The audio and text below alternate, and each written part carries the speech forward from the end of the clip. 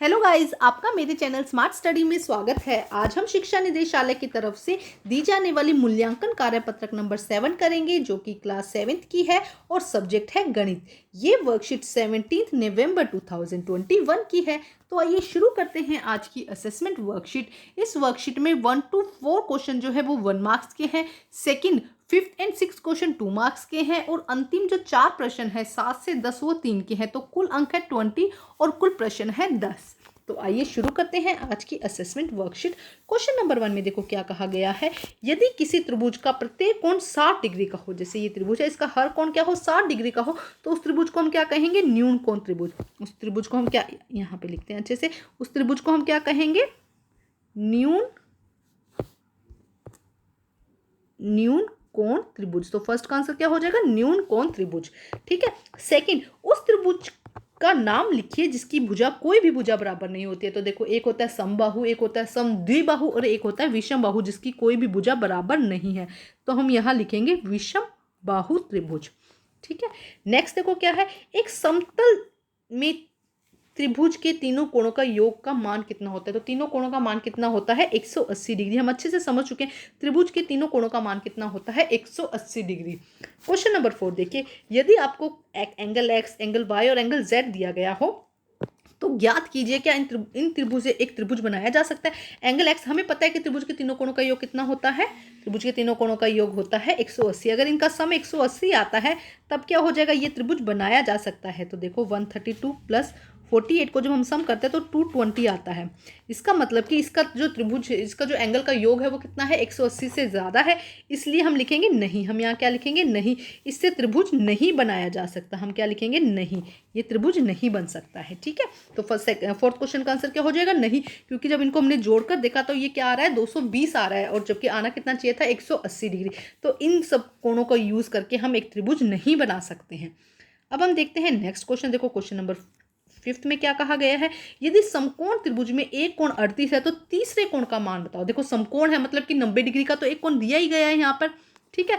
एक कोण यहाँ पर 38 का दिया गया है, एक हम x मान लेते हैं। ये किसके बराबर हो जाएंगे, 180 के। ये किसके बराबर हो जाएंगे, 180 के। ठीक है। तो अब हम क्या करेंगे, यहाँ पे जब हम इनको जोड़ेंगे तो कितना आएगा, 128 प्लस एक्स इक्वल कितना हो जाएगा, 180 के। तो x की वैल्यू यहाँ पे क्या निकल जाएगी, 180 माइनस 128, 52। तो x की वैल्यू यहाँ पे क्या निकल जाएगी, तीसरा कोण यहाँ पे क्या हो जाएगा, 52। तो ये हो जाएगा 5th क्वेश्चन का आंसर। ठीक है। अब हम करते हैं 6th क्वेश्चन। देखो 6th क्वेश्चन में क्या है, दी गई त्रिभुज की आकृति x का मान निकालना है आपको। यहाँ पे देखो हमें x की वैल्यू निकालनी है। हमें दो एंटीरियर एंगल दिए, अंतः कोण दिए और बाह्य कोण का मान निकालना है। तो किस तरह से निकाला जाता है, x की वैल्यू किसके बराबर हो जाएगी, दो अंतः कोणों के बराबर, मतलब 60 प्लस 65। तो बाह्य कोण की वैल्यू किसके बराबर होती है, बाह्य कोण बराबर दो आंतरिक कोण। तो यहाँ पे हम लिख देंगे कितना हो जाएगा, 125। बहुत ही आसान सा क्वेश्चन है ये। अब देखते हैं क्वेश्चन नंबर 7। देखो क्वेश्चन नंबर 7 में क्या कहा गया है, यहाँ पर एक हमें आकृति दी गई त्रिभुज की आकृति में भुजा ए सी की लंबाई, हमें ए सी की लंबाई दिखानी है। तो पाइथागोरस फॉर्मूला लग रहा है यहाँ पे क्या हो जाएगा, ए सी की स्क्वायर किसके बराबर हो जाएगी, ए सी की स्क्वायर हो जाएगी ए बी की स्क्वायर प्लस बी सी की स्क्वायर। ठीक है। तो ए बी कितना है, 9 सेंटीमीटर की स्क्वायर प्लस यहाँ पे 12 सेंटीमीटर की स्क्वायर। 9 सेंटीमीटर की स्क्वायर कितना होता है, 81, और जो 12 सेंटीमीटर की स्क्वायर है, 12 की स्क्वायर है वो कितना होता है, 144। ये किसके इक्वल हो जाएगा, 225। तो ये हमारा क्या निकल के आएगा, ए सी की स्क्वायर। ये हमारा क्या निकल के आएगा, ए सी की स्क्वायर। तो ए सी कैसे निकाला जाएगा, हम इसको अगर अंडर रूट कर देते हैं तो 225 अगर अंडर रूट करेंगे तो आंसर कितना आ जाएगा, यहाँ पे 15 सेंटीमीटर। आंसर क्या आ जाएगा यहाँ पर, 15 सेंटीमीटर। तो ए सी कितना आ जाएगा यहाँ पर, 15 सेंटीमीटर। आपको इसी तरह से पूरा आंसर को सॉल्व करना है। अब हम देखते हैं क्वेश्चन नंबर 8। 8 से 10 हमें इसी प्रश्न यहाँ पे जो दिया गया है पहेली से उससे ही सॉल्व करने हैं। देखो क्या कहा गया, केस स्टडी है, एक फायर फाइटर, एक बचाव कर्मी है जिसे आग बुझाने में प्रशिक्षित किया जाता है। ठीक है। मुख्य रूप से खतरनाक आग को बुझाने के लिए जो हमारे जीवन, संपत्ति और पर्यावरण को खतरे में डालता है, वह लोगों को, जानवरों को खतरनाक स्थितियों से भी बचाता है। देखो फायर फाइटर के बारे में बताया जा रहा है कि एक वो बचाव कर्मी होता है जो आग बुझाने के लिए प्रशिक्षित किया जाता है, उसे सिखाया जाता है कि किस तरह आग बुझाई जाती है। तस्वीर में एक फायर फाइटर सीढ़ी पर चढ़ते हुए एक इमारत में आग बुझाने की कोशिश कर रहा है। देखो यहाँ पे चढ़ रहे हैं और क्या कर रहे हैं, आग बुझाने की कोशिश कर रहे हैं। तो निम्नलिखित प्रश्नों के उत्तर देने हैं। तो देखो क्या कहा गया क्वेश्चन नंबर 1 में, दीवार और सीढ़ी के बीच का कोण बताओ। आपको क्या बताना है, दीवार और सीढ़ी के बीच का कोण बताना है। देखो ये दीवार है, एक सेकेंड देखो हम देखते हैं कहाँ पे क्वेश्चन दिया गया है। तो देखो क्या होगा यहाँ पे, उसने क्या कहा है, दीवार और सीढ़ी, मतलब ये दीवार है और ये सीढ़ी, यहाँ का कोण बताना है हमें। तो देखो यहाँ का कोण किस तरह से निकालेंगे, 3 निकालेंगे, ये क्या हो जाएगा 50 डिग्री, ये देखो 90 डिग्री, प्लस हमें x की वैल्यू निकालनी है। अगर इसको हम x मान लेते हैं तो वही फॉर्मूला यहाँ पे लगेगा, ये किसके बराबर हो जाएगा 180 के बराबर हो जाएगा।